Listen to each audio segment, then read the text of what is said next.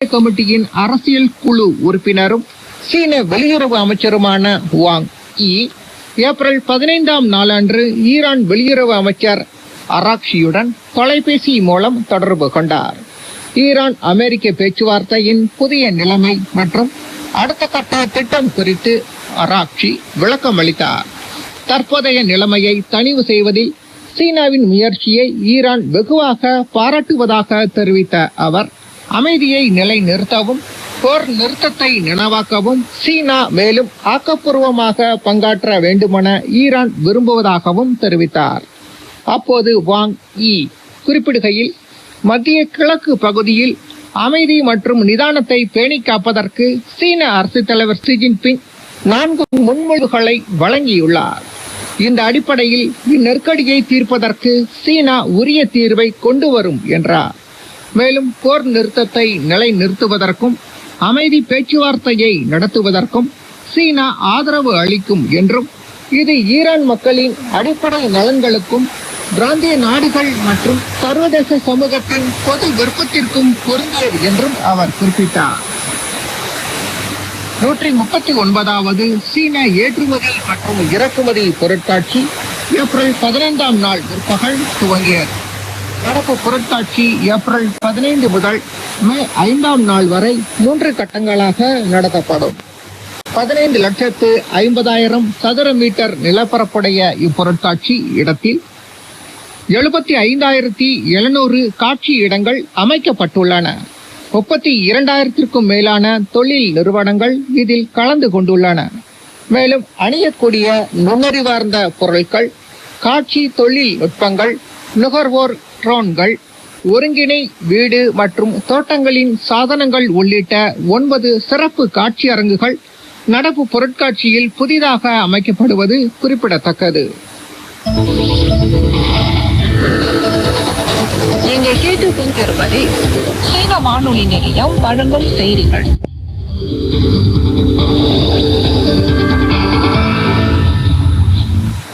அமெரிக்க வெள்ளை மாளிகையின் செய்தி தொடர்பாளர் கரோலின் லெவிட் அம்மையார் ஏப்ரல் 15ஆம் நாள் நடைபெற்ற செய்தியாளர் கூட்டத்தில் கூறுகையில், அமெரிக்காவுக்கும் ஈரானுக்கும் இடையில் ஒப்பந்தத்தை உருவாக்குவதில் அமெரிக்கா நம்பிக்கையையும் ஆர்வமும் கொண்டுள்ளதாகவும், இது தொடர்பான அடுத்த சுற்று பேச்சுவார்த்தை பாகிஸ்தானின் தலைநகர் இஸ்லாமாபாத்தில் நடைபெறக்கூடும் என்றும் தெரிவித்தார். மேலும் அமெரிக்க ஈரான் போர் நிறுத்தத்தின் கால வரம்பை நீட்டிப்பது பற்றி இருதரப்பும் தொடர்ந்து விவாதித்து வருவதாகவும் அவர் கூறினார். அதே நாள் பாகிஸ்தான் தலைமை அமைச்சர் முகமது ஷபாஸ் ஷெரீப், தரைப்படை தலைவர் சையத் அசீம் முனீர் ஆகியோர் தனித்தனியாக பிரதிநிதி குழுவுக்கு தலைமை தாங்கி அமெரிக்காவுக்கும் ஈரானுக்கும் இடையில் இணக்க முயற்சிகளை மேற்கொண்டனர். இதன் பொருட்டு முகமது ஷபாஸ் ஷெரீப் அந்நாட்டின் துணை தலைமை அமைச்சரும் வெளியுறவு அமைச்சருமான முகமது இஷாக் தாருடன் 15ஆம் நாள் சவுதி அரேபியாவை சென்றடைந்தார். அடுத்த 4 நாட்களில் இப்பிரதிநிதி குழு சவுதி அரேபியா, கத்தார், துருக்கி ஆகிய நாடுகளில் பயணம் மேற்கொள்ள உள்ளது.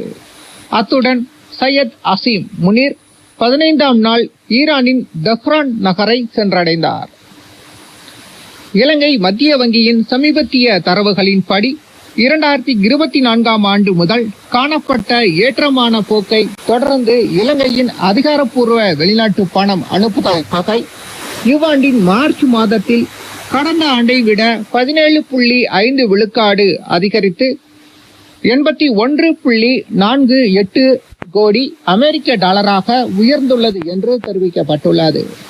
2026ஆம் ஆண்டின் முதல் 3 மாதங்களில் வெளிநாடுகளில் உள்ள இலங்கை தொழிலாளர்களிடமிருந்து பெறப்பட்ட பணம் அனுப்புதல் தொகை கடந்த ஆண்டை விட 26.5 விழுக்காடு அதிகரித்து 230 கோடி டாலராக உயர்ந்துள்ளதாக இலங்கை மத்திய வங்கியின் தரவுகள் காட்டுகின்றன. 2025ஆம் ஆண்டில் இலங்கை தொழிலாளர்கள் சாதனை அளவாக 808 கோடி டாலர்களை நாட்டிற்கு அனுப்பியுள்ளனர். இலங்கையின் அந்நிய செலாவணி வருவாயின் முக்கிய ஆதாரங்களில் ஒன்றாக தொழிலாளர்கள் வெளிநாடுகளில் இருந்து பணம் அனுப்புதல் உள்ளது. பெட்ரோலியம் ஏற்றுமதி நாடுகள் அமைப்பு அண்மையில் எண்ணெய் சந்தை பற்றிய புதிய மாத அறிக்கையை வெளியிட்டது. அதன்படி 2026ஆம் ஆண்டு உலக அளவில் நாளுக்கு சராசரியாக எண்ணெய் தேவை 2025ஆம் ஆண்டை விட 14 லட்சம் பீப்பாய்கள் அதிகரிக்கும் என்றும் 2027ஆம் ஆண்டு இந்த எண்ணிக்கை 2026ஆம் ஆண்டை விட 13 லட்சம் பீப்பாய்கள் அதிகரிக்கும் என்றும் மதிப்பிடப்பட்டுள்ளது. இந்த இரண்டு மதிப்பீடுகள் கடந்த மாதத்தில் மதிப்பிடப்பட்டதற்கு சமமாகும். மத்திய கிழக்கு நிலைமை உள்ளிட்ட காரணங்களால் யுகாண்டின் 2வது காலாண்டில் உலக எண்ணெய் தேவைக்கான அதிகரிப்பு வேகத்தில் தற்காலிகமான தணிவு காணப்படும். ஆனால் தொடர்புடைய பாதிப்புகள் யுகாண்டின் பிற்பாதியில் மீட்சியடையக்கூடும். மேலும் இந்த எண்ணெய் தேவை அதிகரிப்பு முக்கியமாக சீனா, இந்தியா மற்றும் பிற ஆசிய நாடுகளால் உந்தப்படும் என்றும் அறிக்கையில் சுட்டிக்காட்டப்பட்டுள்ளது. சீன வானொலி நிலையம். இத்துடன் இன்றைய செய்தி அறிக்கை நிறைவு பெறுகிறது.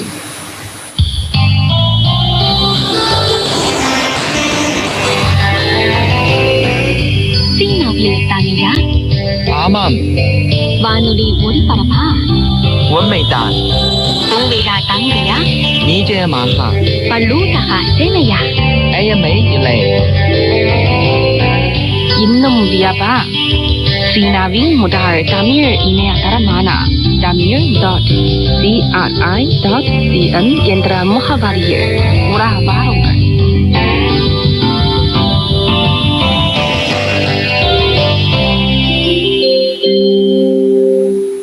சீன வானொலி நிலையம்.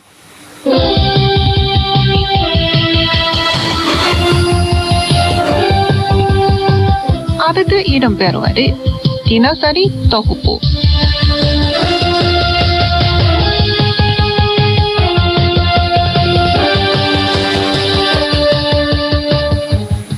சீன அரசு தலைவர் ஷி ஜின்பிங்கை ஸ்பெயின் பிரதமர் பெட்ரோ சான்சஸ் செவ்வாய்க்கிழமை பெய்ஜிங்கில் சந்தித்து பேசினார்.